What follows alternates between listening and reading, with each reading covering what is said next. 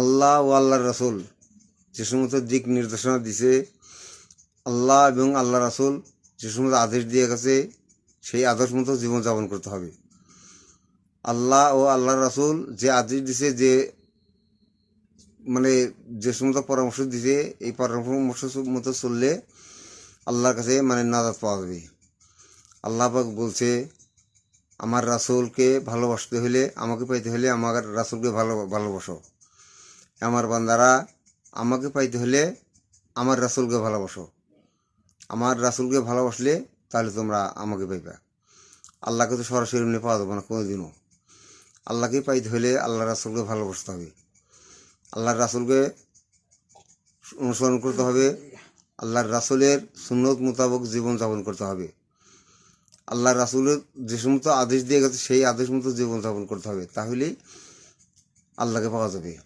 তাই আল্লাহর রাসূল ভালোবাসবে এবং আল্লাহ রাসূলকে ভালোবাসতে হবে, আল্লাহ রাসূলের আদেশ মতো জীবনযাপন করতে হবে, আল্লাহ রাসূলের সুন্নত মোতাবেক জীবনযাপন করতে হবে। হ্যাঁ, কাজেই আল্লাহর রাসূলকে ভালোবাসতে হবে। আল্লাহ রাসূলকে ভালোবাসলে আল্লাহকে পাওয়া যাবে। আল্লাহ এই কথাটা বলছে, কুরআনুল কারীমে বলছে।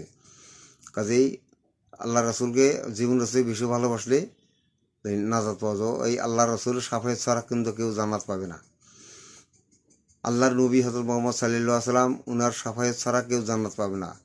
কাজে ওনার শাফায়াত পাইতে হলে ওনার যে সমস্ত আদেশ সেগুলো মানতে হবে।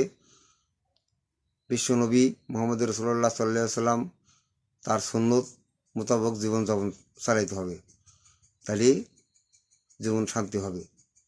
কাজে আল্লাহ রসুলের আদেশ মতো আমরা জীবনযাপন করবো। যত মুসলমান আছি আল্লাহ রাসূলের আদেশ মতো আমরা চলবো।